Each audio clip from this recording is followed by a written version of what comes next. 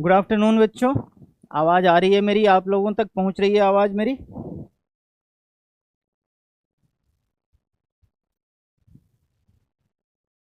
Good afternoon, good afternoon. एक बार audio confirm कर दीजिए। चलिए, ठीक है, ठीक है।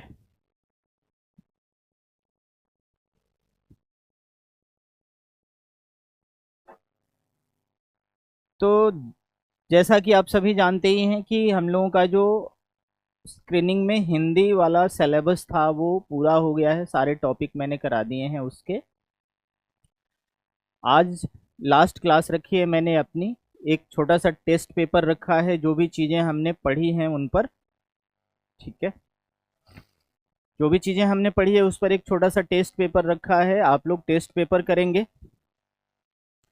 ठीक है, इसमें आपको दो दो तीन तीन करके प्रश्न आपके स्क्रीन पर आते जाएंगे। आप लोग सही विकल्प जो उत्तर का है उसे टिक करते जाएंगे, और बाकी बाद में मैं भी आंसर जो है आपका कंफर्म कर दूंगा कि कौन सा सही आंसर है।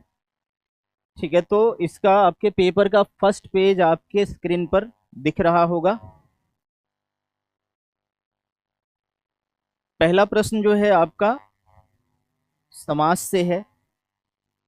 एकाएक सामासिक पद में समास पूछा गया है। एकाएक में समास है कौन सा? ऑप्शन आपके चार दिए गए हैं। पहला ऑप्शन है अव्ययी भाव, दूसरा ऑप्शन है आपका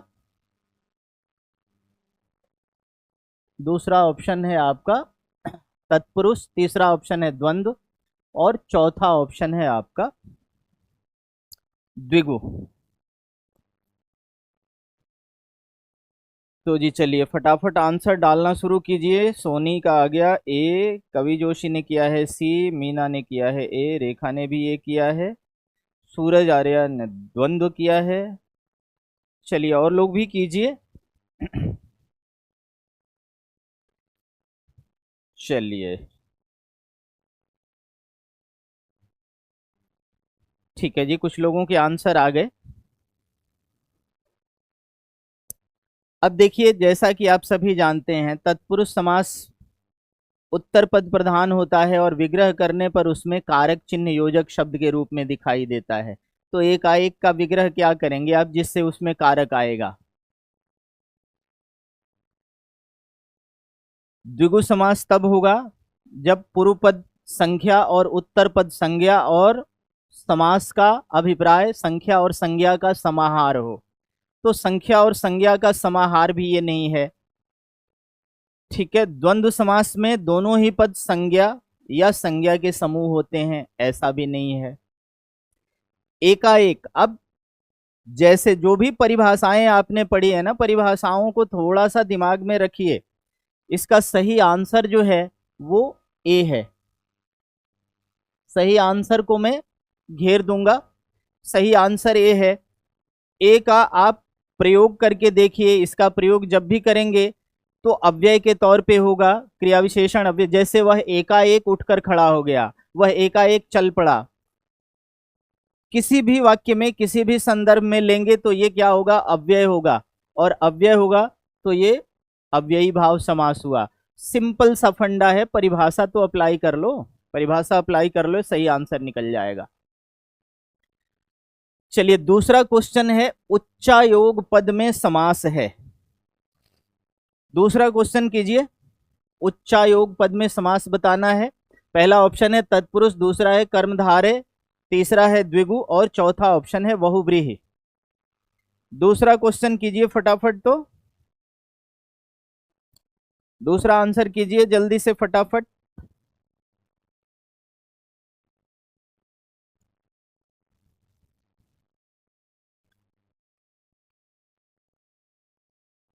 चलिए जी, सभी ने किया है बी। इसका सही उत्तर जो है वो कर्मधारय होगा। जब समास के दोनों पदों में विशेषण विशेष से संबंध हो तो यहां पर आपको सीधे दिख रहा है उच्च है जो आयोग, विशेषण विशेष से संबंध है। डी नहीं होगा जी, बहुव्रीहि क्यों होगा? डी का कोई लॉजिक नहीं है आंसर। अच्छा, तीसरे का डी बता रहे हैं, चलिए ठीक है, देखते हैं फिर। तीसरा क्वेश्चन जो है वो वाक् चातुर्य सामासिक पद में कौन सा कारक है, कारक पूछा गया है। पहला ऑप्शन है कर्म, दूसरा ऑप्शन है करण कारक, तीसरा ऑप्शन है संबंध कारक, चौथा ऑप्शन है अधिकरण कारक।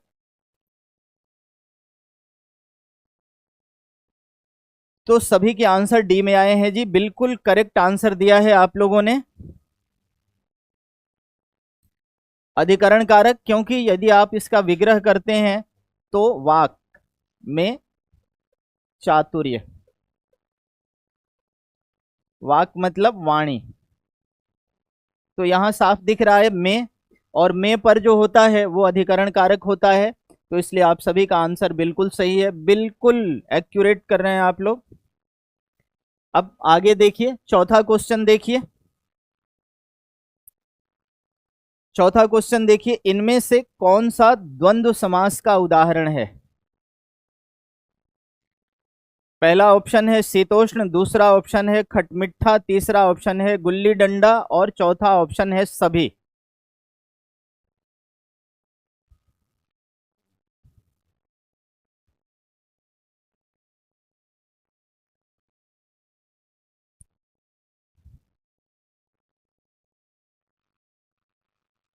चलिए जी, किसी का आंसर बी में आ रहा है, किसी का डी में आ रहा है, मैक्सिमम लोगों ने डी किया है, बबीता ने सी किया है, चौथे का सी। चलिए देखते हैं सही क्या होता है, और लोग भी करें। अरे 20 लोग प्रेजेंट दिख रहे हैं, आंसर 4-5 लोग ही कर रहे हैं।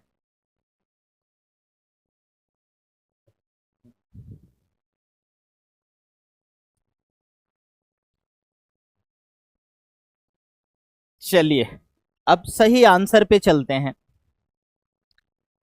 देखिए पहला जो है वो शीतोष्ण, शीत भी विशेषण है और उष्ण भी विशेषण है, मतलब पहला ऑप्शन जो है ये उभय पद विशेषण हो गया। दूसरा ऑप्शन जो है खटमिठा, खट्टा और मीठा, ये भी क्या है, उभय पद विशेषण है।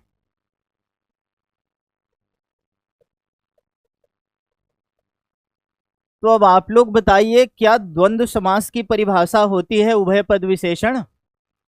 कतई नहीं होती है। द्वंद्व समास के दोनों पद संज्ञा या संज्ञा समूह होते हैं, नाउन या ग्रुप ऑफ नाउन्स होते हैं। तो इसका सही आंसर जो है वो सी होगा, डी कतई नहीं होगा, बिल्कुल भी नहीं होगा। सावधान हो जाइए ऐसे प्रश्नों के लिए। पहले प्रश्न को देखिए, परिभाषा को मैं क्या कह रहा हूं बार बार की परिभाषा भी अप्लाई करके देख लीजिए। शीतोष्ण भी उभय पद विशेषण है और खटमिठा भी उभय पद विशेषण है। तो यहां आपका सही आंसर सी होगा। जिसने भी सी आंसर किया है उसका आंसर बिल्कुल करेक्ट है, बाकी आंसर करने वालों के गलत हैं। पांचवा प्रश्न देखिए, सकर्मक पद में कौन सा समास है। सकर्मक पद में कौन सा समास है। अब यहां सकर्मक में समास बताना है जी। पांचवा क्वेश्चन जल्दी से फटाफट बताइए तो।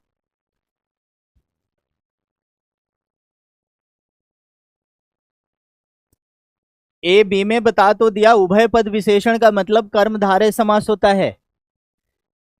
विशेषण विशेष से हो, उपमेय उपमान हो या उभय पद विशेषण हो, कर्मधारय समास होता है। समझ गए? मतलब लिख ही देता हूं मैं, कर्मधारय, ये भी क्या हो गया आपका कर्मधारय। ठीक है, वैसे भी याद रखेंगे, विशेषण विशेष से, उभय पद विशेषण या उपमेय उपमान कर्मधारय समास की पहचान होती है। जल्दी से फटाफट पांचवें को कीजिए, सकर्मक पद में कौन सा समास है।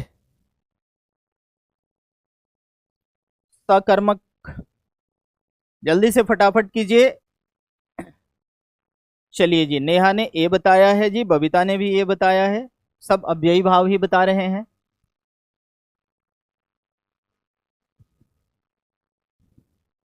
चलिए जी, कामना ने भी बताया है तत्पुरुष।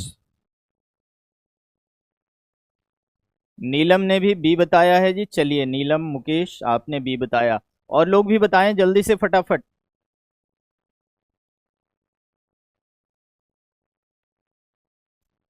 चलिए जी, सोनिया का भी आंसर बी में आ रहा है।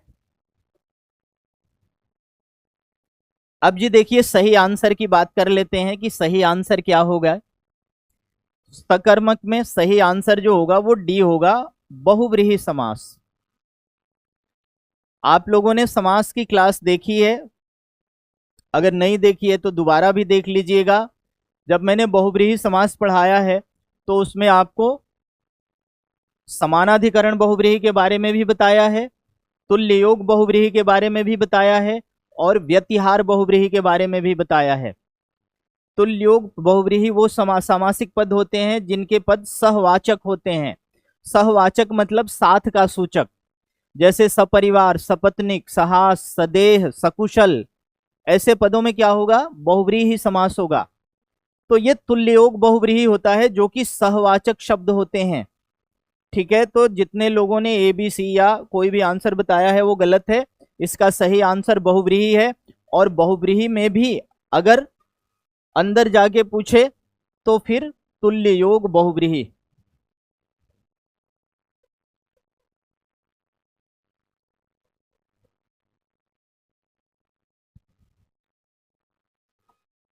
ठीक है, अब आ जाइए छठे प्रश्न पर। छठा प्रश्न देखिए, इनमें कौन सा शब्द अर्थ की दृष्टि से अशुद्ध है।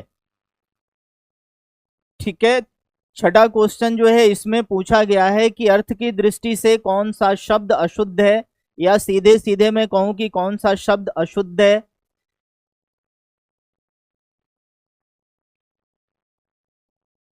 चलिए जी, बबीता का आंसर आ गया ए, सूरज का भी आंसर आ गया है, नीलम ने भी ए किया है, सोनिया ने भी ए किया है। ठीक है। चलिए जी, सबने बिल्कुल सही बताया है जितने आंसर आए हैं। नहीं कमलेश जी, डी नहीं होगा, डी कतई नहीं होगा। ए वालों के आंसर सही हैं। इसका सही आंसर जो है आपका ए है। फिजूल शब्द अपने आप में ही फिजूल होता है, उसके साथ बे उपसर्ग का प्रयोग गलत है। बोलचाल की भाषा में देखिएगा आप लोग, ये ध्यान भी रखिएगा, सेंटेंस एरर में भी डाला जा सकता है इसको। बोलचाल की भाषा में लोग ऐसा प्रयोग करते हैं, बेफिजूल, बेफालतू। फालतू या फिजूल अपने आप में ही फिजूल या फालतू है, तो उसमें बे उपसर्ग का प्रयोग किया जाना बिल्कुल ही गलत है, असंगत है। इसलिए आपका सही आंसर जो है वो ए होगा। बाकी बे इंतहा, जिसकी इंतहा न हो, अंत न हो। बेकार, जो किसी कार्य का नहीं हो, जिसका कोई काम नहीं हो, ये भी सही है। तो इसलिए डी ऑप्शन होने का कोई मतलब नहीं है। सही आंसर जो है आपका ए ऑप्शन है। ठीक है, नेक्स्ट देखते हैं, अगला प्रश्न देखते हैं। सातवां क्वेश्चन देखिए, फटाफट आंसर कीजिए, थोड़ा सा क्विक हो जाइए फटाफट। भिन्न उपसर्ग वाले शब्द का चयन करना है। मतलब इसमें ऐसा कौन सा शब्द है जिसमें तीन में तो एक जैसा उपसर्ग है, एक में गलत है, एक में अलग है, मतलब उसी का चयन करना है। पहला शब्द है निरीह, दूसरा शब्द है, यहां पर ये शब्द का जो बी ऑप्शन है ये गलत हो गया है, यहां पर मैं इसको काट करके मैं दूसरा ऑप्शन बना दे रहा हूं। ये शब्द है निराकरण। अब इसको आंसर कीजिएगा। पहला ऑप्शन है निरीह, दूसरा ऑप्शन है निराकरण, तीसरा है निश्चल, और चौथा ऑप्शन है नीडर।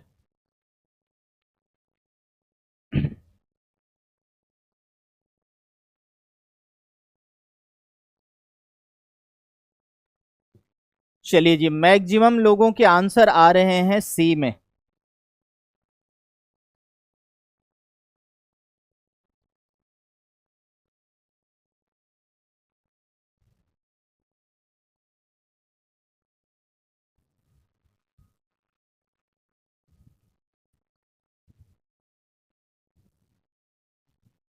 अब देखिए, यहां क्वेश्चन थोड़ा सा मैंने टेक्निकल बना दिया है।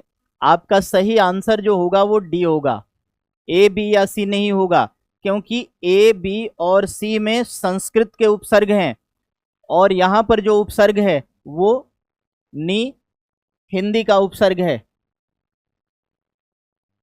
बाकी तीनों में निरीह, निराकरण, तो निर, दो में निर दिख रहा है और तीसरे वाले में निस दिख रहा है। तीनों उपसर्ग जो हैं वो संस्कृत के हैं। लास्ट वाले में जो उपसर्ग है नी, जैसे निडर, निधड़क, तो ये जो उपसर्ग है ये हिंदी का है। तो यहां पर इस लेवल पे देखना था, इसलिए गलती हुई आप लोगों का। कई लोगों के आंसर जो गलत हुए वो इसी कारण से हुए। चलिए, सातवां तो हो गया, सातवें का मामला खत्म। आठवां क्वेश्चन देखिए, किस शब्द में उपसर्ग नहीं है।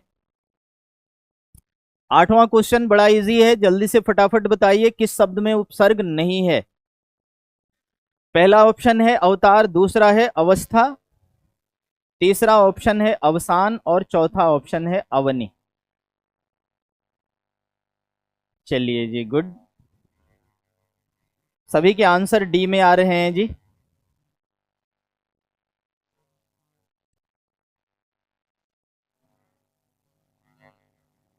इसका सही आंसर डी है, क्योंकि डी जो विकल्प है ये उपसर्ग से बना हुआ शब्द नहीं है।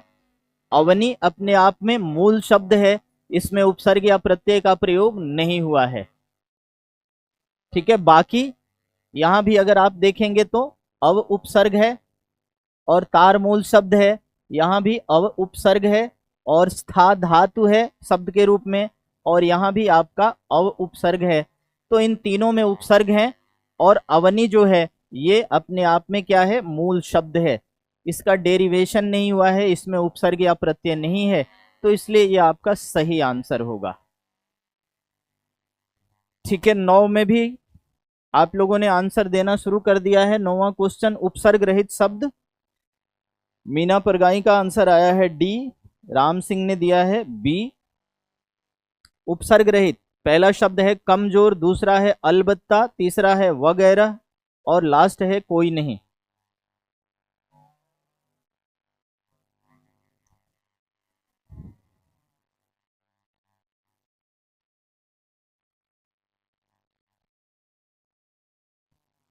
चलिए जी, लगभग लगभग आंसर आप सभी के आ गए। अब इसमें डी वाले का आंसर सही है। उपसर्ग रहित शब्द जो है वो डी है, कोई नहीं।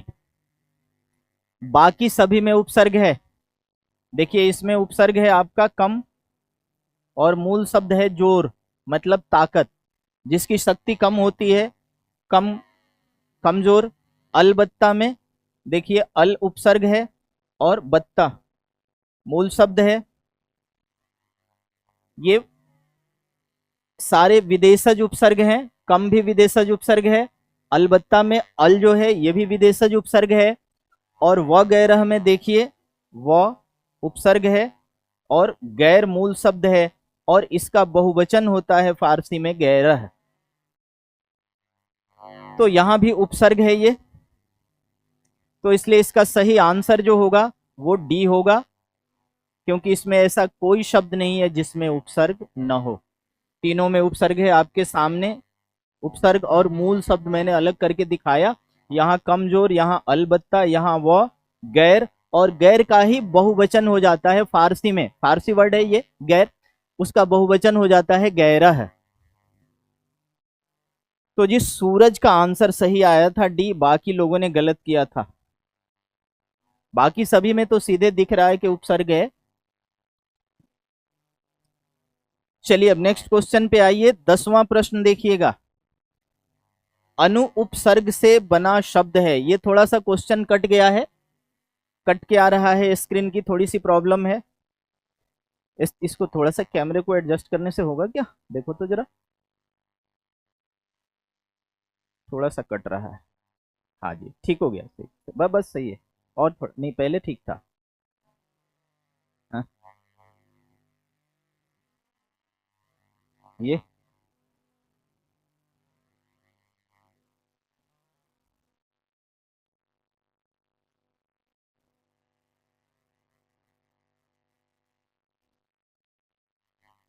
ठीक है।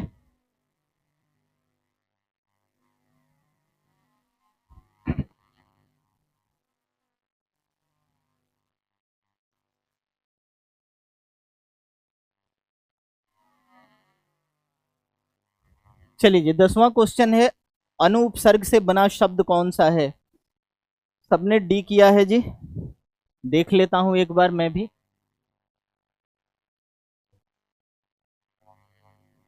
यहां पर प है, इस शब्द को सुधार लीजिए, अनुपयुक्त है।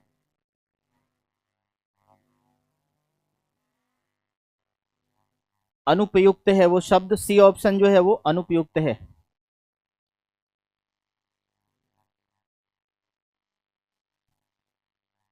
चलिए जी, कुछ लोगों के डी में आंसर आए थे। अब नेहा का आंसर आया ए, रुचि ने भी किया डी, सोनिया ने किया है ए, अखिलेश चौहान जी ने किया है ए। अब देखते हैं सही आंसर कौन सा है। शब्द और उपसर्ग सबको अलग कर लीजिए, तब पता चल जाएगा। जैसे देखिए, पहला जो है वो अनु दैर्घ्य, बी ऑप्शन जो है वो है देखिए अन और उचित, सी ऑप्शन जो है वो अन और उपयुक्त। तो आंसर दिख गया आप लोगों को। डी होने का कोई मतलब नहीं है, अनुपसर्ग से बना शब्द इसमें एक ही है और वो है आपका फर्स्ट। तो 10वें का उत्तर एक होगा। ठीक है, आप लोग आंसर बिल्कुल क्वेश्चन को अच्छे से देख के कीजिए, जल्दबाजी नहीं है। आराम से क्वेश्चन पढ़िए, देखिए, समझिए, तब आंसर कीजिए। इस बात से कोई फायदा नहीं है कि आपका आंसर जल्दी आ गया या पहले आ गया। फायदा इस बात का है कि आंसर सही किसका आया। ठीक है, 11वां क्वेश्चन देखिए, प्रत्यय विन्यास द्वारा शब्द निर्माण का कौन सा विकल्प असंगत है। प्रत्यय विन्यास द्वारा शब्द निर्माण का कौन सा विकल्प असंगत है, मतलब प्रत्यय जुड़ने के बाद शब्द बनने में इसमें ऐसा कौन सा विकल्प जो है वो गलत है। प्रत्यय जुड़ने के बाद ऐसा शब्द नहीं बनता। 11वां प्रश्न थोड़ा सा टेढ़ा है जी, अपेक्षाकृत। जल्दी से बताइए फटाफट।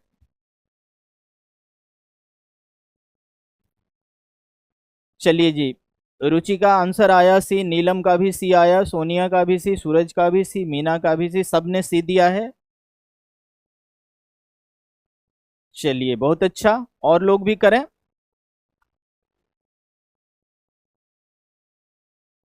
अब देखिए यहां पर इसलिए ये गलत है, ये पहला जो है विकल्प वो सही है। इसलिए सही है कि क्री धातु होता है, क्री धातु में य उपसर्ग लग के कार्य होता है।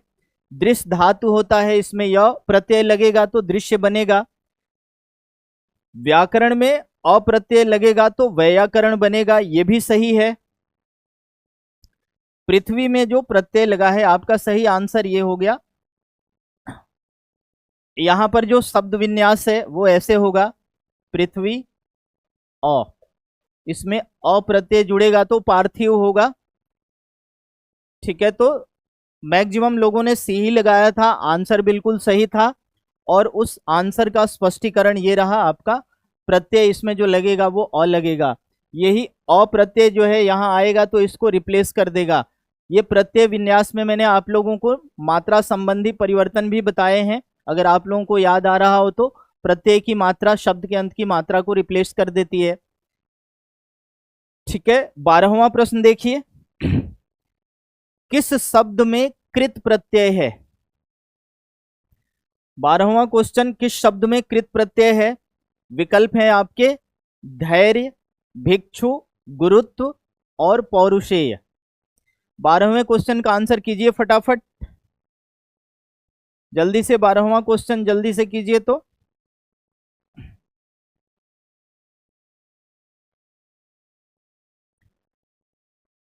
12वें का आंसर बताइएगा। देखिए, कृत प्रत्यय से अभिप्राय क्या है कि जब प्रत्यय क्रिया या धातु में जुड़ा हो। तो कृत प्रत्यय पहचानने के लिए आपको क्या करना है कि मूल शब्द को अलग करना है और उसकी प्रकृति, उसका नेचर देखना है, ग्रामेटिकल नेचर क्या है। चलिए जी, सूरज का आंसर आ गया बी, मीना का भी बी, सबके बी में आ रहे हैं। राम सिंह का आया है सी। अब देख लेते हैं, धैर्य शब्द जो बना है, देखिए यहां मूल शब्द जो है वो है धीर। धीर में अ प्रत्यय जुड़ेगा तो धैर्य बनेगा। तो धीर देख लीजिए, धीर जो है वो विशेषण है, तो विशेषण में प्रत्यय लगा है तो ये कृत प्रत्यय नहीं है। भिक्षु में भिक्ष धातु है, तो आपका सही आंसर यहीं पे मिल गया। बाकी दोनों देखने की आवश्यकता नहीं है। सही आंसर इसका बी है। भिक्षु में कृत प्रत्यय है, क्योंकि भिक्ष जो है वो भिक्ष या भिक्षा मांगना धातु या क्रिया के रूप में समझ सकते हैं आप इसको। सी ऑप्शन जो है गुरुत्व, यहां मूल शब्द जो है वो है गुरु। अब गुरु शब्द जो है आप समझ सकते हैं, गुरु शब्द अगर अर्थ के आधार पर देखें तो वो विशेषण है, और कई बार इस शब्द का प्रयोग बतौर संज्ञा भी किया जाता है। तो चाहे संज्ञा हो चाहे विशेषण हो, दोनों ही परिस्थितियों में ये तद्धित प्रत्यय। पौरुषेय में पुरुष मूल शब्द है, यहाँ मूल शब्द निकाल के देख लीजिए, पुरुष जो कि नाउन है, संज्ञा है। अतः यहाँ जो शब्द आया ये क्या है, धातु है, भिक्ष, इसलिए बी ऑप्शन आपका सही आंसर है। ठीक है, तो सी आंसर नहीं होगा जी, बी आंसर होगा। बी वालों का सही है, उसके अलावा जो भी आंसर दिए हैं आप लोगों ने वो गलत है। ये सामने है आपके, धैर्य धीर शब्द से विशेषण, पौरुषेय पुरुष शब्द से पुरुष संज्ञा जातिवाचक संज्ञा, सी गुरुत्व गुरु शब्द से, जिसे आप बतौर विशेषण भी ले सकते हैं बतौर संज्ञा भी ले सकते हैं। चलिए नेक्स्ट क्वेश्चन पे आ जाते हैं। 13वां प्रश्न जो है वो है किस शब्द में तद्धित प्रत्यय है।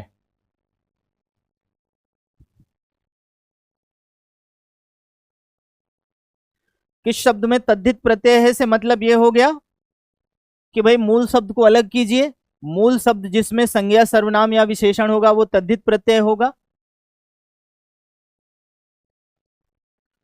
अब देखिए पहला ऑप्शन है दर्शनीय, तो यहां मूल शब्द आपका क्या है, दर्शन। दूसरा शब्द जो है रमणीय, यहां मूल शब्द क्या है, रमण। तीसरा शब्द है महिमा, महा मूल शब्द। स्मरणीय में मूल शब्द क्या है, स्मरण।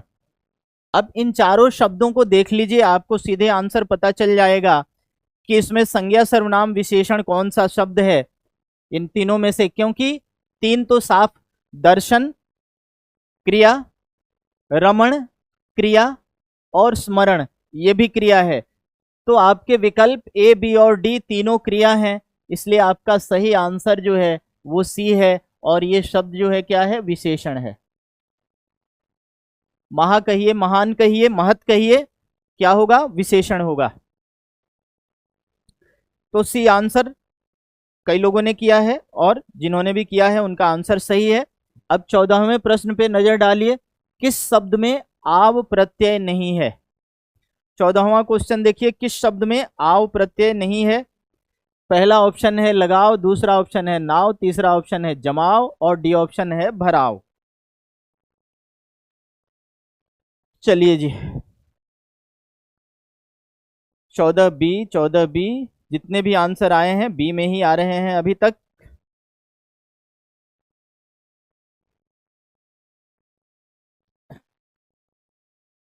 चलिए जी बिल्कुल सही है, इसका सही आंसर बी नाव होगा। बाकियों के अगर आप देखने चाहते हैं तो यहां भर आव, यहां जम आव, और यहां लग आव, इन तीनों में आव प्रत्यय है, तो इसलिए सही आंसर आपका बी होगा। क्लियर है। 15वां क्वेश्चन देखिए, अप्रत्यय से बना हुआ शब्द इनमें कौन सा नहीं है। 15वां क्वेश्चन कीजिए जल्दी से फटाफट। अप्रत्यय से बना शब्द कौन सा नहीं है। पहला ऑप्शन है पार्थ, दूसरा ऑप्शन है शाक्त, तीसरा ऑप्शन है वर्ण, और चौथा ऑप्शन है आर्ष। जल्दी से फटाफट बताइएगा। चलिए जी रुचि का आंसर आ गया सी, नीलम सी, और लोग भी करें फटाफट।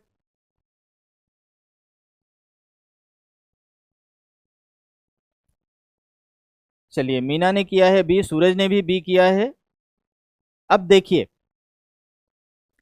इसका सही आंसर जो है वो सी है। सही आंसर सी है। स्पष्टीकरण देखना चाहें तो देख सकते हैं। पृथा औ पार्थ, शक्ति औ शाक्त, ऋषि औ आर्ष, और ये जो है ये वर्ण यो। तो यहां साफ दिख रहा है आपका कि तीन जो शब्द हैं, पार्थ, शाक्त और आर्ष, इनमें अप्रत्यय है। ये जो सी विकल्प है इसमें य है। तो सी वाले का आंसर सही है, बी वालों का आंसर गलत है। नेक्स्ट देखिए। विसर्ग संधि से बना शब्द नहीं है। चार शब्द दिए गए हैं। 16वां क्वेश्चन देखिए, फटाफट आंसर कीजिए। विसर्ग संधि से बना शब्द कौन सा नहीं है? पहला ऑप्शन है नमस्ते, दूसरा है संस्कार, तीसरा है दुर्भिसंधि और चौथा ऑप्शन है नीरुज। चलिए जी, 16 में एक आंसर आया बी, रुचि ने भी दिया बी, और लोग, रुचि ने डी दिया है। और लोग करें फटाफट आंसर।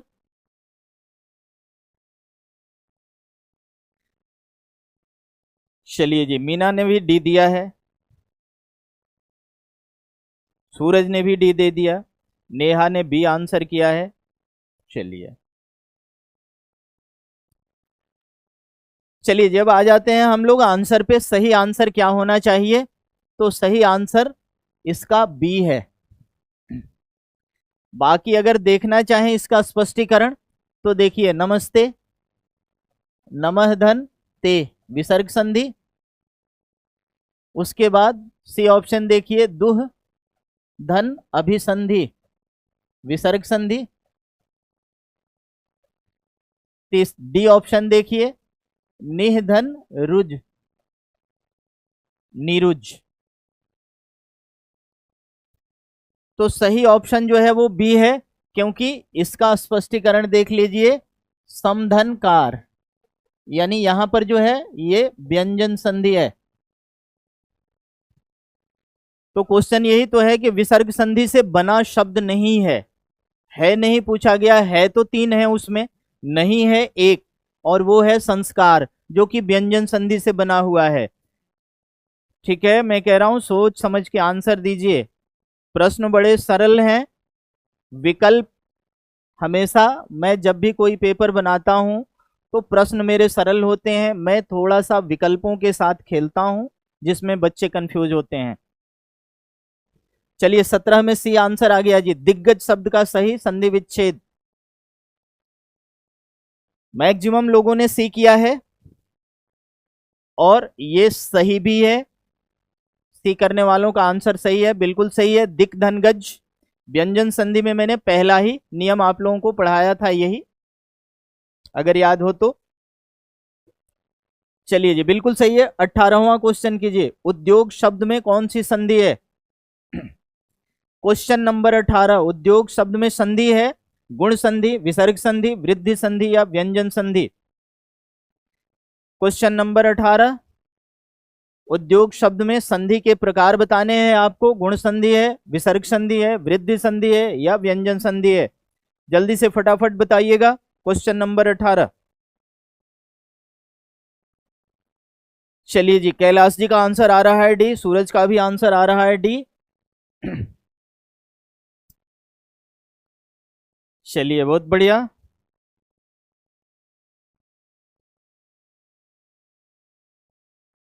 चलिए, सभी के आंसर्स जो हैं वो डी में आ रहे हैं। और जब सभी के आ रहे हैं तो भाई मेजोरिटी के साथ जाना जरूरी है। डी आंसर सही है, बिल्कुल सही बताया आप लोगों ने। इसका जो संधि विच्छेद होगा, उत्धन योग, तो ये व्यंजन विकार हो रहा है, तो साफ दिख रहा है कि यहां पर व्यंजन संधि है। आगे बढ़ते हैं, नेक्स्ट क्वेश्चन पे आते हैं।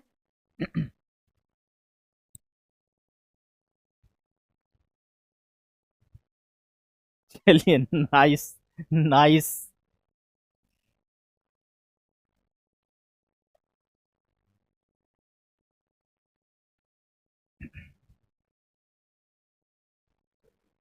निम्न में असत्य कथन का चयन करें।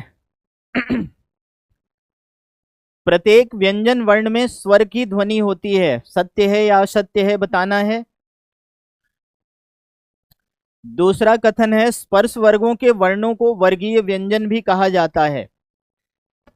तीसरा ऑप्शन है स्र स्वतः उच्चारित वर्ण है। और चौथा ऑप्शन है संयुक्त वर्ण से पहले बलाघात होता है।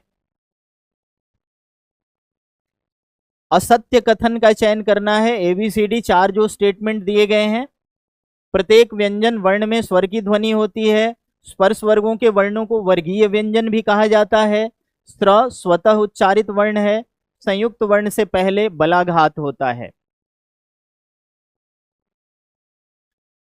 चलिए जी, मैक्सिमम लोगों के आंसर जो आ रहे हैं 19 के लिए वो सी आ रहे हैं। और जब सी आ रहे हैं तो एक बार फिर मैं मेजोरिटी के साथ हूं। स्र जो है वो व्यंजन है और व्यंजन जो होते हैं ये स्वर की सहायता से उच्चारित होते हैं, तो इसलिए इसे स्वतंत्र उच्चारित वर्ण नहीं कह सकते। स्वतंत्र उच्चारित वर्ण सिर्फ और सिर्फ स्वर होते हैं। स्वर जितने होते हैं वो स्वतंत्र उच्चारित होते हैं। तो बिल्कुल आप लोगों का आंसर सही था। 20वें प्रश्न पे आइए, 20वें प्रश्न का आंसर कीजिए। इनमें से किस राज्य की राजभाषा अंग्रेजी है? किस राज्य की राजभाषा अंग्रेजी है? ये वैसे एक क्वेश्चन मैंने डाल दिया है, कॉमन सेंस। 4 ऑप्शन है, मणिपुर, मेघालय, मिजोरम, या लास्ट ऑप्शन है सभी की। अरे वाह, क्या बात! अब तो आप लोगों के सारे आंसर बिल्कुल निशाने पे जा रहे हैं जी, बिल्कुल। इसका सही आंसर डी है। आगे बढ़ते हैं 21वें क्वेश्चन पे।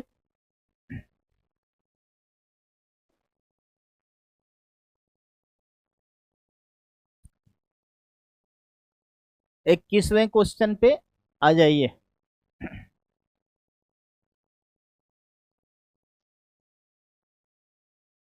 21वां क्वेश्चन है शुद्ध वर्तनी वाले शब्द का चयन करें। इसको एक साथ जोड़ लीजिएगा, कट गया है टाइपिंग में। गत्यावरोध, और दूसरा ऑप्शन है आधीन, तीसरा है व्यवसायिक, और चौथा है तत्कालिक। इसमें शुद्ध ऑप्शन का चयन करना है। 21वें में शुद्ध वर्तनी किसकी है?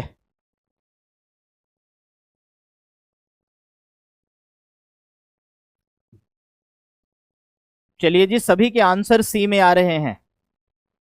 रुचि का आंसर बी में आया।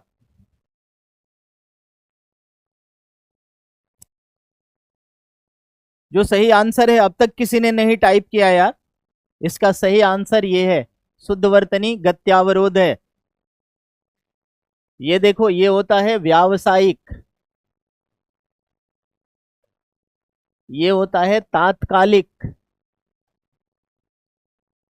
और ये होता है अधीन। ये तीनों गलत हैं। अब जाके लास्ट में ए आ रहा है।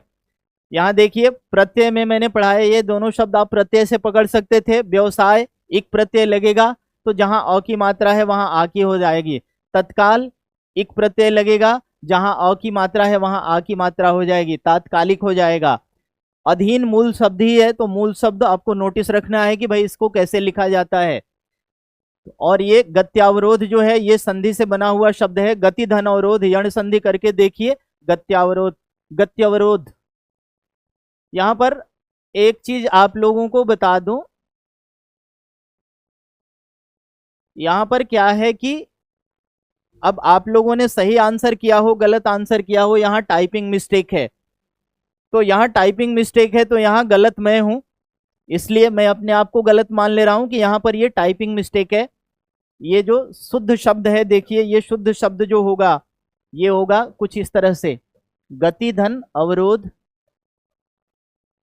और यहां टाइप करने में गलती हुई है, गत्यवरोध होगा, ऐसा शब्द होगा। ठीक है ना? यहां पर ऑप्शन मैंने यही रखा था, लेकिन ये टाइपिंग मिस्टेक की वजह से ये कंफ्यूजन हो गया हम लोगों में। ध्यान रखिएगा, अब मैंने उसको यहां पे सुधार कर दिया है, शुद्ध शब्द ऐसा है। ठीक है, आगे बढ़ जाते हैं नेक्स्ट क्वेश्चन पे। 22वां क्वेश्चन, अशुद्ध वर्तनी वाले शब्द का चयन करें। यहां पर एक चीज छूटा है, ये ऐसा। 22वां क्वेश्चन, अशुद्ध वर्तनी वाला शब्द। चलिए जी, कुछ लोगों ने बी किया है, कुछ लोगों ने सी किया है।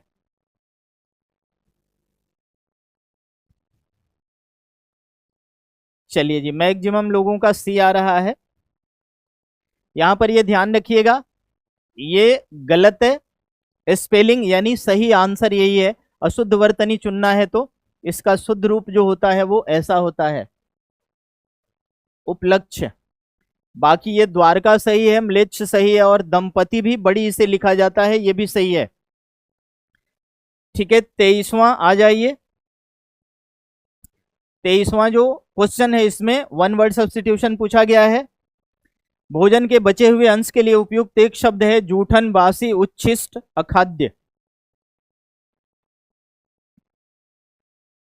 चलिए जी, बबीता ने आंसर किया है सी, नीलम ने बी किया है, माँ बाराही सी, विनीता ने बी किया, रुचि कोटियाल ने ए किया, बबीता ने सी किया है। ठीक है, अब सही आंसर पे जाते हैं। लगभग सभी लोगों ने आंसर अपना भेज ही दिया है। भोजन के बचे हुए अंश के लिए एक शब्द जो उपयुक्त होता है वो होता है उच्छिष्ट। ना तो जूठन करेंगे, ना बासी करेंगे, ना अखाद्य करेंगे। ठीक है, भोजन का बचा हुआ अंश, इसका सही आंसर सी है। वन वर्ड सब्स्टिट्यूशन बहुत सारे मैंने नोट भी कराए हैं आप लोगों को, अगर याद हो तो। चलिए नेक्स्ट क्वेश्चन देखिए, 24वां क्वेश्चन, इंद्र पर विजय प्राप्त करने वाले के लिए एक शब्द। इंद्रजीत, जितेंद्रिय, सी में भी इंद्रजीत लिखा है, ए और सी में मात्रा का डिफरेंस है, डी में जितेंद्र लिखा है। चलिए जी, कुछ लोगों का ए आ रहा है, मैक्सिमम लोगों का ए आ रहा है। अच्छा जी,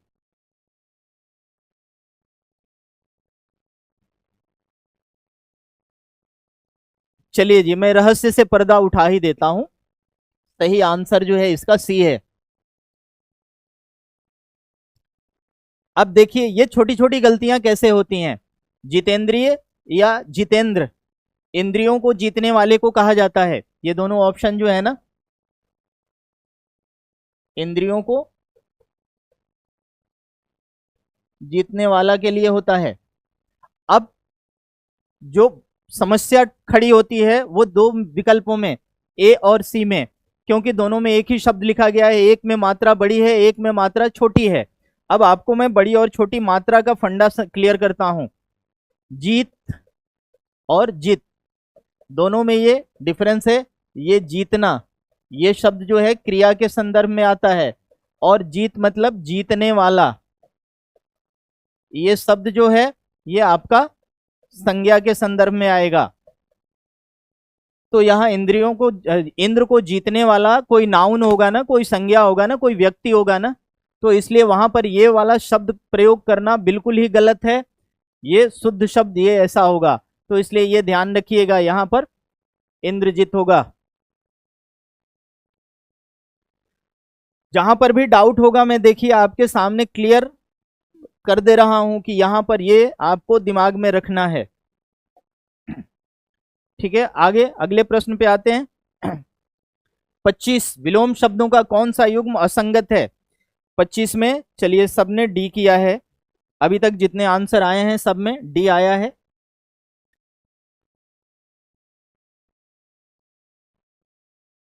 कैलाश जी ने सिर्फ सी किया है, बाकी सभी का डी आया है। रुचि ने ए कर दिया। इसका सही आंसर डी है, यौवन वार्धक्य। यौवन वार्धक्य मतलब जवानी बुढ़ापा, विलोम शब्दों का जोड़ा है, सही है। प्रोसित मतलब विदेश गया हुआ, आगत मतलब आया हुआ, तो गया हुआ आया हुआ ये भी ठीक है। अज्ञ मतलब जो कुछ नहीं जानता, विज्ञ मतलब जो बहुत कुछ जानता है। और ईर्ष्या द्वेष जो है ये समानार्थी शब्द हैं। ये दोनों क्या हैं? समानार्थी शब्द हैं। ठीक है, ये विलोम शब्दों का जोड़ा नहीं है। तो यहां असंगत ही तो पूछा गया है कि असंगत कौन सा है। 26वां, योगी शब्द का उपयुक्त विलोम कौन सा है? गृहस्थ, विलासी, भोगी, राजा। 26वें में बी आया है मैक्सिमम लोगों का आंसर, विलासी। योगी शब्द का विलासी, इसका क्या मतलब हुआ? योगी का विलासी ये कौन सा विलोम हो गया?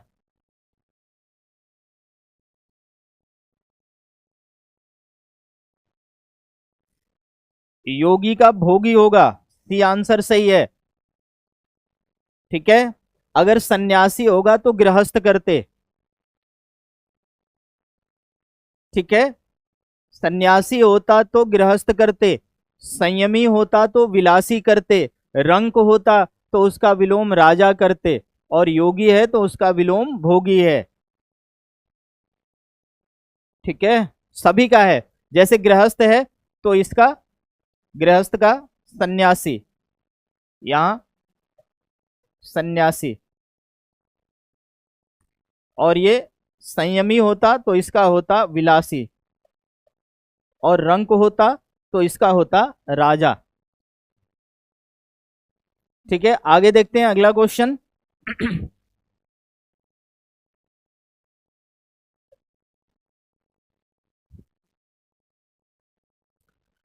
चारु शब्द का पर्याय निम्न में से कौन सा है? 27, क्वेश्चन नंबर 27। चारु शब्द का पर्याय निम्न में से कौन सा है? पहला ऑप्शन है चार, दूसरा है चंद्रमा, तीसरा है चंचल, चौथा ऑप्शन है सुंदर। लास्ट ऑप्शन है सुंदर। 27 में सब बी कर रहे हैं, क्या बात। रुचि कोटियाल का आंसर आया डी, बाकी इधर सबके बी बी आ रहे हैं। चारु का मतलब चंद्रमा कब से होने लगा? आप लोगों ने कविता नहीं पढ़ी है क्या, चारु चंद्र की चंचल किरणें? अगर चारु का मतलब ही चंद्रमा होता तो फिर चारु चंद्र क्यों लिखता कवि?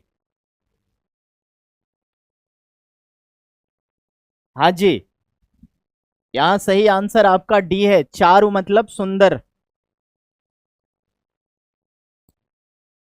चारु मतलब सुंदर। 28वां क्वेश्चन देखिएगा, भिन्न शब्द का चयन करें। प्रसून, इंदिवर, कंज, शतदल। 28वां प्रश्न जल्दी से फटाफट कीजिए। भिन्न शब्द का चयन करना है, मतलब तीन इसमें से एक प्रकार के हैं, एक अलग है, उसी अलग को आपको चुनना है, वही आपका आंसर है। 28, जल्दी से फटाफट ABCD तो टाइप करना है, जल्दी से फटाफट भेजिए।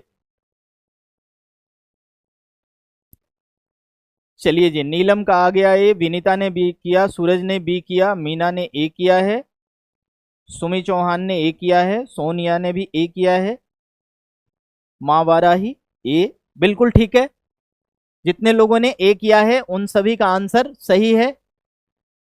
प्रसून मतलब पुष्प, और बाकी तीनों, ये तीनों जो हैं ये कमल के पर्याय हैं। इंदिवर मतलब भी कमल होता है, कंज मतलब भी कमल होता है, और शतदल भी कमल का ही पर्याय है। चलिए 29वां क्वेश्चन, लीची शब्द है फारसी, हिंदी, चीनी, तुर्की। 29 बहुत ही इजी क्वेश्चन है। चलिए 29 ए, सुमी चौहान ने भी ए किया, नीलम मुकेश ने भी ए किया है, सोनी जोशी ने सी किया है। और लोग भी करें, फटाफट करते जाइए। चलिए जी, ए ए ए, रुचि कोटियाल ने ए किया, विनीता ने ए किया, मीना परगाई ने भी ए किया। अरे लीची शब्द चाइना से आया है, 29 में सी होगा। ठीक है, लीची शब्द जो है वो फारसी नहीं है, चीनी है। चलिए आगे देखते हैं अगला क्वेश्चन। 30वां क्वेश्चन देखिएगा,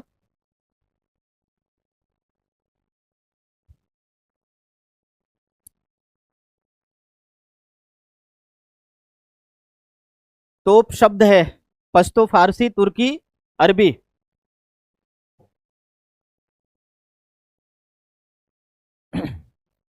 चलिए जी, कुछ लोगों का आंसर डी में आ रहा है, कुछ लोगों का सी में आ रहा है। नीलम ने बी आंसर कर दिया जी। सुमी चौहान ने भी बी किया है। मीना परगाई का सी आ गया जी। सूरज का भी सी है। आशा का भी सी है। बबीता ने भी सी किया। चलिए गुड। बस बस तोप आया कहां से? सारी बात।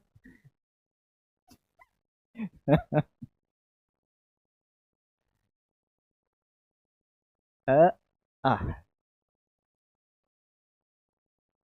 ये ऐसा समझ गए। 31वां क्वेश्चन। पाहुना शब्द का तत्सम रूप है।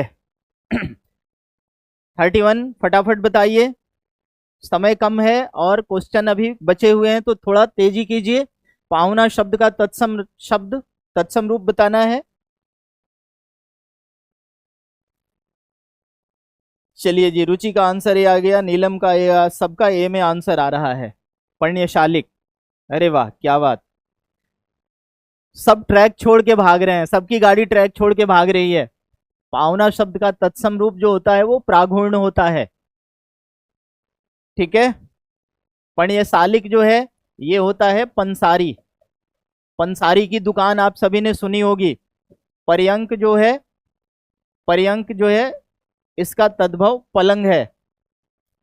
और प्रतिवेशी जो है ये इसका तद्भव पड़ोसी होता है। ठीक है, तो प्रागुण इसका सही आंसर है। आजकल उत्तराखंड में ये सब ज्यादा पूछा जा रहा है कि पाहुने का वो बताओ, क्या कहते हैं, दूल्हे का तत्सम बताओ, ये ज्यादा पूछे जा रहे हैं, इन पर ध्यान रखिएगा। 32वां क्वेश्चन देखिए, तत्सम तद्भव का कौन सा युग्म सुमेलित नहीं है? तत्सम तद्भव का कौन सा युग्म सुमेलित नहीं है? पहला ऑप्शन है मरकटी मकड़ी, दुर्लभ दुल्हा, मक्खन मसृण। डी है नकुल नेवला। चलिए जी, बहुत लोगों के आंसर बी में आए हैं। मीना ने ए किया है, सोनिया ने भी बी किया है, सूरज ने डी कर दिया। Good good good. माँ बाराही सी, रुचि कोटियाल ए, विनीता भट्ट ए। बी आंसर की संख्या ज्यादा है इसमें। क्वेश्चन भी ध्यान देखिएगा, कौन सा युग्म सुमेलित नहीं है? 3 ठीक है, एक गलत है, और वो गलत है ये। सी आंसर इसका सही होगा। मरकटी का मकड़ी होता है, मरकटी तत्सम मकड़ी तद्भव। दुर्लभ का दुल्हा होता है, और ये तो अभी कुछ दिनों पहले ग्रुप सी में पूछा गया था, दुर्लभ दुल्हा। डी का नकुल नेवला सही है। मक्खन मसृण नहीं होता है, मक्खन का तद्भव जो होता है, तत्सम जो होता है वो होता है मृक्षण। मक्खन का तत्सम मृक्षण होता है, और मसृण जो तत्सम है ये मच्छर का है। मच्छर का तत्सम रूप होता है मसृण। अच्छा, आपने सोचा मरकट बंदर को कहा जाता है इसलिए बंदरिया होगा। कभी कभी ज्यादा दिमाग लगाना नुकसानदेह हो जाता है, कभी कभी कम दिमाग लगाते हैं। चलो आगे देखते हैं। 33, क्वेश्चन नंबर 33। Question number 33। इनमें से कौन सा शब्द तत्सम है? हाँ, थोड़ा सा बच गया है, हो जाएगा, अब सामने ही है। 5-7 मिनट लेट शुरू होगी क्लास, एक बार वो डाल दीजिएगा, नोटिस डाल दीजिएगा। हाँ हाँ, तो ये क्लास पूरी होने में 10 मिनट टाइम लगेगा। चलिए, इनमें से कौन सा शब्द तत्सम है? तो यहां पर आपका सही आंसर बी होगा जी, लवंग। बाकी आंसर गलत है। देखिए, शक्कर का होता है शर्करा तत्सम।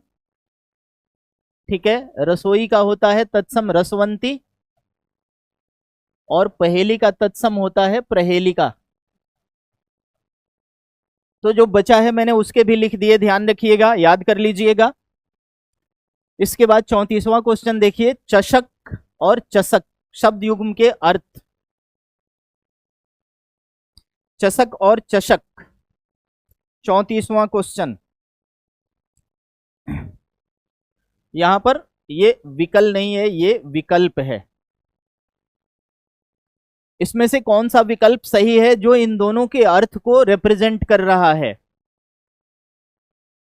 पहला ऑप्शन है स्वाद आदत, दूसरा है प्याला आदत, तीसरा है प्याला धारदार, चौथा है स्वाद और धारदार। चलिए 34 में कुछ लोगों ने डी किया है, कुछ लोगों ने जल्दी से फटाफट कीजिए। डी आंसर जिनका भी है वो गलत है। इसका सही आंसर है प्याला और आदत।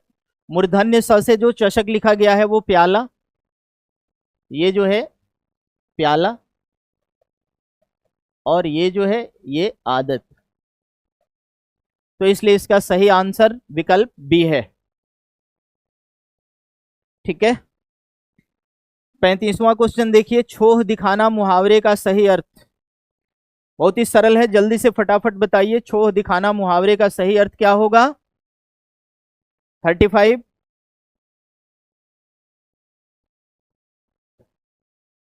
35 में देखिएगा, इसका सही आंसर जो होगा, छोह दिखाना मुहावरे का अर्थ ममता दिखाना। सी सी, ए नहीं होगा।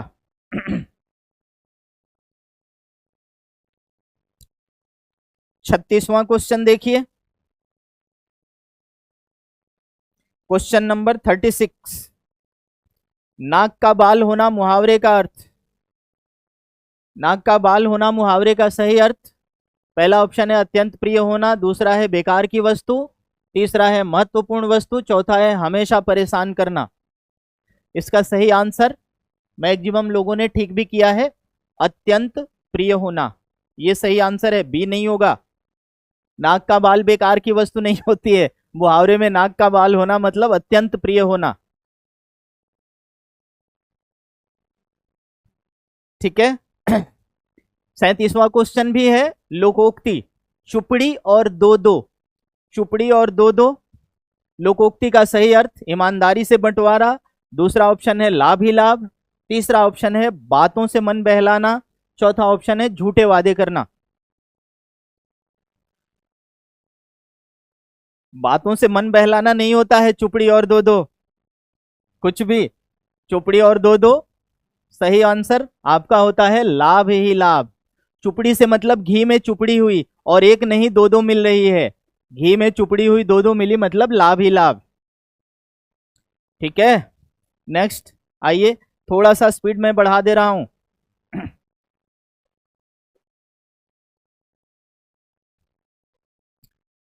मेढकी को भी जुकाम हुआ है, लोकोक्ति का सही अर्थ बताना है। मेढकी को भी जुकाम हुआ है, सही अर्थ बताना है। पहला ऑप्शन है नखरे दिखाना, दूसरा है बहाने करना, तीसरा है बढ़ चढ़कर बातें करना, चौथा ऑप्शन है अनहोनी घटित होना। अच्छा, रुचि ने आंसर डी किया है, विनीता ने भी डी किया, नीलम ने ए किया, बबीता ने ए किया, गुड गुड। सूरज ने बी किया है, मां बाराही बी, बाकी सब लोग ए कर रहे हैं। देखिए, मेढकी को भी जुकाम हुआ है, इस लोकोक्ति का प्रयोग किया जाता है तब जब आदमी अपनी औकात से ऊपर बढ़ के बोलता है, अपनी औकात भूल जाता है, अपनी औकात से ज्यादा बोलता है।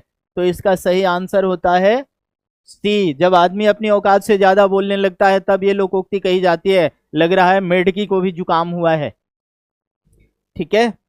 39वां क्वेश्चन देखिए, भिन्न शब्द का चयन करें, देवदारू, पारिजात, कल्पद्रुम और कुटज। भिन्न शब्द का चयन करना है 39वें क्वेश्चन में। 39, देवदारू, पारिजात, कल्पद्रुम और कुटज। चलिए जी, रुचि कोटियाल का आंसर आ गया डी, बबीता ने किया बी। और लोग भी करें, फटाफट करते जाइए। चलिए जी, आशा भट्ट ने डी किया है, नीलम ने भी डी किया, गुड, माँ बाराही डी, सूरज डी। चलिए बहुत बढ़िया, डी वाले का आंसर बिल्कुल सही है। बाकी तीनों समानार्थी शब्द हैं, पर्यायवाची हैं। देवदारू, पारिजात, कल्पद्रुम, कल्प वृक्ष, ये सब, कल्पतरु, ये सब पर्याय हैं। कुटज मतलब पहाड़ों की ढलान पर, पहाड़ों की कूट पर जन्मा हुआ, पहाड़ों के ढलानों पर जो वृक्ष उगते हैं उनको कुटज कहा जाता है। अरे और नहीं तो हजारी प्रसाद द्विवेदी जी का निबंध पढ़ा होगा कुटज। तो ये तीन एक अर्थ वाले हैं, ये भिन्न है। 40वां क्वेश्चन देखिए, क्वेश्चन नंबर 40, शुद्ध वाक्य का चयन करें। प्रकृति में अनेक गुप्त रहस्य हैं। रमेश अभी अभी दिल्ली से वापस आया। श्याम के पिताजी बड़े सज्जन व्यक्ति हैं। मेरे मित्र ने आज मुझे भोजन पर बुलाया है। 40वां क्वेश्चन देखिए, 4 सेंटेंस है, इसमें से आपको शुद्ध वाक्य का चयन करना है। क्वेश्चन नंबर 40, इसमें शुद्ध वाक्य जो है वो है आपका बी, बाकी सब गलत हैं। गलत इसलिए है कि पहला जो है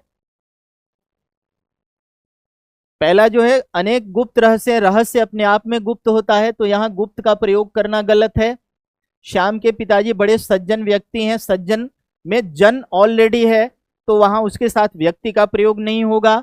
और मेरे मित्र ने आज मुझे भोजन पर बुलाया है, यहां पर जो गलती है वो कारक संबंधी गलती है। भोजन करने के लिए बुलाया है, भोजन पर नहीं बुलाते हैं, भोजन करने के लिए बुलाते हैं। तो इसलिए ये तीनों सेंटेंस गलत हैं। सही वाक्य जो है मैंने घेर दिया, अभी अभी दिल्ली से वापस आया है। अगर इसमें ऐसा लिखा होता कि दिल्ली से वापस लौटा है, तब ये भी गलत हो जाता, क्योंकि वापस के साथ लौटना क्रिया का प्रयोग नहीं करते। तो वापस आया है इसलिए ये सही है, लौटा है होता तो ये भी गलत हो जाता। तो यहां ध्यान रखिएगा, इसको गलत करने के लिए वापस लौटा है लिख दिया जाता है। ठीक है, नेक्स्ट देखते हैं। अगला क्वेश्चन देखिए, बोली के संदर्भ में असत्य कथन। बोली और भाषा आप सभी ने पढ़ी होगी। बोली के संदर्भ में असत्य कथन का चयन करना है। पहला कथन है बोली और भाषा में अन्योन्याश्रय संबंध है। दूसरा कथन है बोली विकसित होकर भाषा बन जाती है। तीसरा कथन है बोली में केवल मौखिक साहित्य मिलते हैं। और चौथा कथन है बोली का समानार्थी शब्द विभाषा है। अब यहां आपको गलत कथन का चुनाव करना है कि कौन सा कथन गलत है। तो यहां पर आपको साफ तौर पे दिख रहा होगा कि ये गलत है, क्योंकि बोली में लिखित साहित्य भी पर्याप्त है। अवधि तो बोली है, हमारे देश का सबसे बड़ा महाकाव्य अवधि में लिखा गया है। अवधि ब्रज भाषा में ही सबसे ज्यादा साहित्य मिलते हैं। ठीक है, नहीं डी नहीं होगा जी, सही आंसर इसका सी होगा। असत्य कथन चुनना है, बाकी सब सही है। बोली में लिखित साहित्य भी मिलता है। ठीक है, 42वां क्वेश्चन देखिए। 42nd 42वां क्वेश्चन, देवनागरी लिपि का स्वरूप, देवनागरी लिपि का स्वरूप कैसा है। ये विभाषा है नहीं, यहां पर ये गलती हुई है, मैं इसको कट कर देता हूं।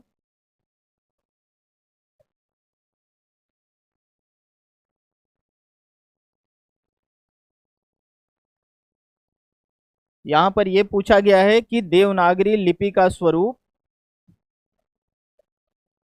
कैसा है।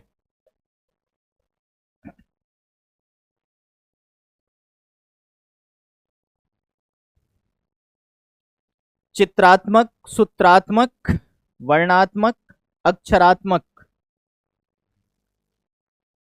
42वां क्वेश्चन बता दीजिएगा, देवनागरी लिपि कैसी है। तो यहां पर आपका सही आंसर जो होगा वो होगा डी, अक्षरात्मक। जब वर्ण और मात्रा एक साथ जोड़ के लिखे जाते हैं तो लिपि अक्षरात्मक होती है। ठीक है, ए नहीं होगा जी, आंसर सही डी होगा, मैंने लगा दिया डी। आगे देखिए, 43वां क्वेश्चन, मुहावरा किस भाषा का शब्द है। 43rd मुहावरा। मुहावरा किस भाषा का शब्द है? आपका सही आंसर क्या होगा? मुहावरा जो है आपका अरबी भाषा का शब्द है, अरबी भाषा के मुहावर से बना हुआ है, अरबी भाषा के शब्द मुहावर से बना हुआ है। ठीक है। 44वां क्वेश्चन, शुद्ध वर्तनी का चयन करें। शुद्ध वर्तनी का चयन करें। यहां तो है ज्योत्सना, निर्दयी, मूर्छा, सभी। शुद्ध वर्तनी का चयन करना है।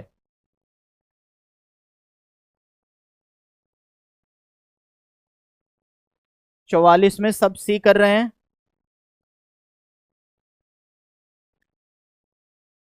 चलिए, सोनिया ने डी किया, विनीता ने भी डी किया, सभी। अच्छा, सारे सही हैं, एक ही सही है, सही आंसर सी है। ये देखो ऐसे होता है, ज्योत्सना स भी आधा होता है, और निर्दयी ऐसे होता है, देखो निर्दय, ये शुद्ध हुआ, तो सभी कहां से हो जाएंगे? 45वां क्वेश्चन, अशुद्ध वर्तनी वाले शब्द का चयन करें।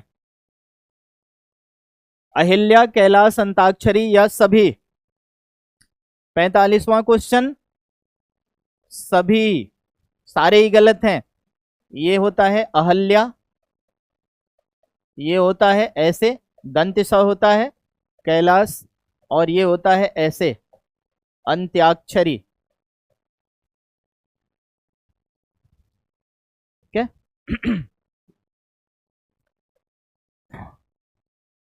46वां क्वेश्चन,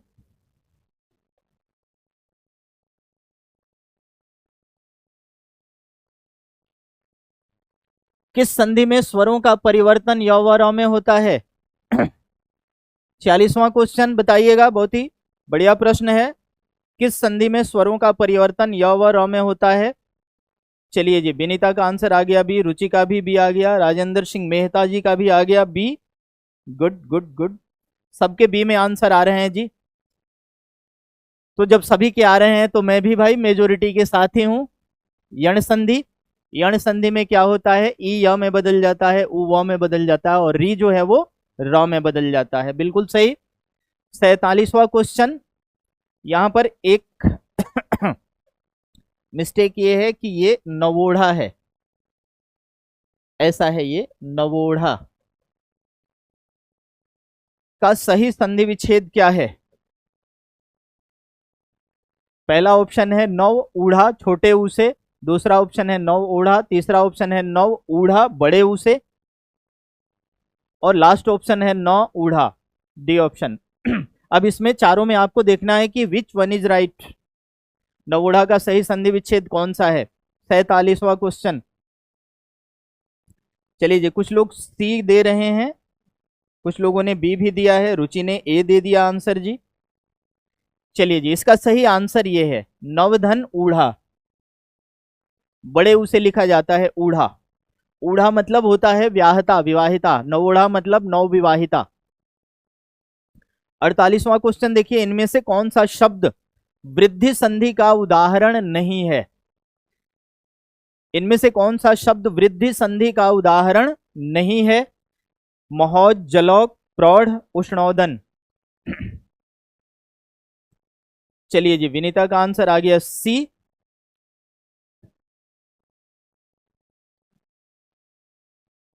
इसका सही आंसर सी है, ये प्रधन ऊढ़ होता है, और ये गुण संधि का अपवाद है।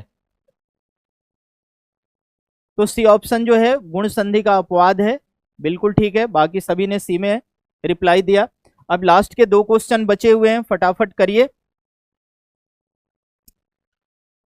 3 क्वेश्चन बचे हुए हैं, 3 4। पहला देखिए,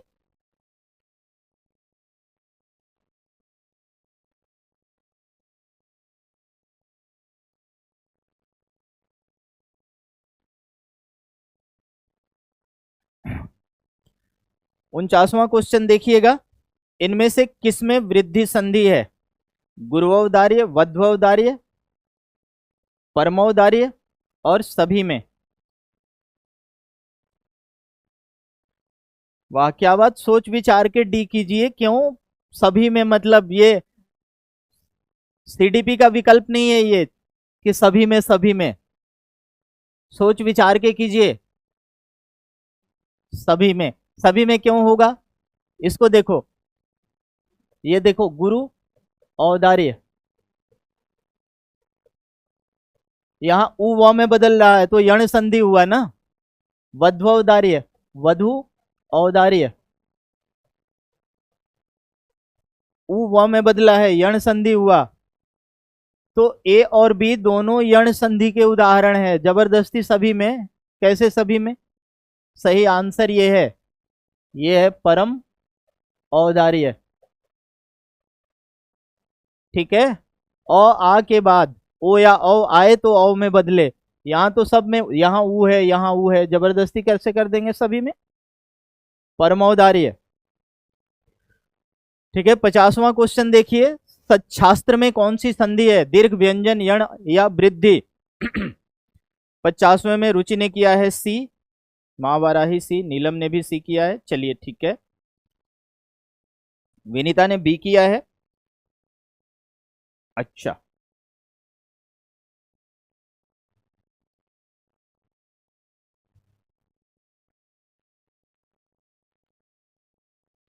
ये बी सही है।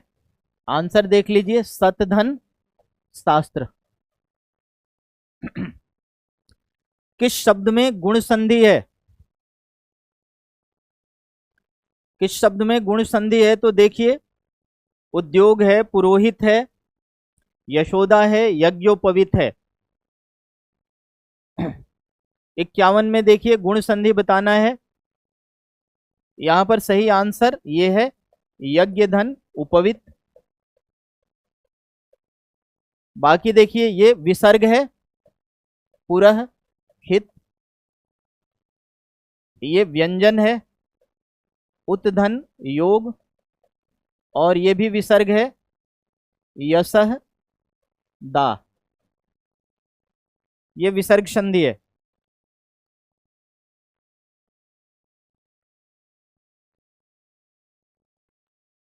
ठीक है, तो ये आपका यहां तक आपके 51 क्वेश्चन जो हैं वो कंप्लीट हो जाते हैं। ठीक है, अगला क्वेश्चन जो है, किस शब्द में यण संधि नहीं है? किस शब्द में यण संधि नहीं है? तो सत्याग्रह, अभ्यर्थी, अध्याय, व्यापार। अब इसमें सही आंसर जो है आपका ये होगा सत्याग्रह, क्योंकि यहां दीर्घ संधि है। देखिए, सत्य धन आग्रह, तो यहां दीर्घ संधि है। बाकी सभी में यण संधि है। जैसे अध्याय है तो अधिधन आय, और व्यापार है तो द्विधन आपार, और अभ्यर्थी है तो अभिधन अर्थी। तो इस तरह से आपके, चलिए 51 नहीं 52 क्वेश्चन कंप्लीट कराए मैंने। ये जो भी टॉपिक आपके उसके हैं लेक्चरार स्क्रीनिंग के, उन सभी टॉपिक से मैंने यहाँ पे क्वेश्चन बनाने का प्रयास किया है, हर टॉपिक से डाला है। ठीक है, कैलाश ऐसे लिखा जाता है जी, कैलाश का शुद्ध रूप जो है ना, देखिए ऐसा, ये शुद्ध है, ध्यान रखिएगा। जिनके नाम होते हैं वो भी तालव्य श से लिख देते हैं, लेकिन इसका मतलब वो सही नहीं है। तो जी, आज जो थी हमारी लास्ट क्लास थी स्क्रीनिंग में हिंदी में। अब इसके जगह पर हिंदी की जो क्लास चलती थी, कोई दूसरा सब्जेक्ट शुरू होगा और मैं आप लोगों से विदा लूंगा। ठीक है, तो इस बीच पढ़ने पढ़ाने के क्रम में अगर कभी आप लोगों से कभी कोई मिसकम्युनिकेशन हुआ हो, या कभी किसी को मेरी कोई बुरी बात बुरी लग गई हो, तो उन सभी चीज़ों के लिए मैं क्षमा प्रार्थी हूँ। आगे फिर जैसी आप लोगों की ज़रूरत होगी, ऐसा नहीं है कि मैं नहीं आऊँगा, फिर आऊँगा, बीच बीच में टेस्ट वगैरह लेने के लिए मैं आऊँगा। जैसे समय होगा मैं आप लोगों से मुखातिब होता रहूँगा और आप लोगों के लिए कुछ ना कुछ करता रहूँगा। ठीक है,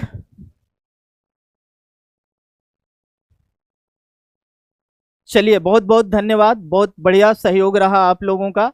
और मैं मिलूंगा, फिर मिलूंगा, जल्दी मिलूंगा आप लोगों से।